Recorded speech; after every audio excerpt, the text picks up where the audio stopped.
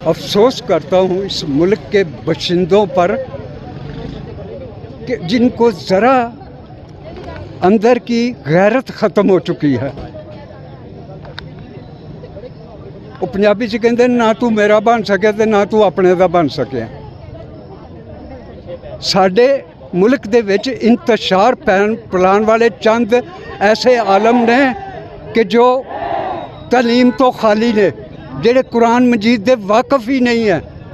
कुरान मजीद गलत तालीम नहीं देता, कुरान मजीद इंसान बनाता है, लेकिन कुरान मजीद दे ये उल्ट चल रहे ने। क्या कुरान शरीफ दे विच जनाबे यसू नासरी दा नाम कितनी दफ़ा आया? जिन्हों तुसी हज़रत ईसा कहते हो, उन्हां दा बहुत दफ़ा नाम आया। मकस्सा मरियम दा, दाऊद दा,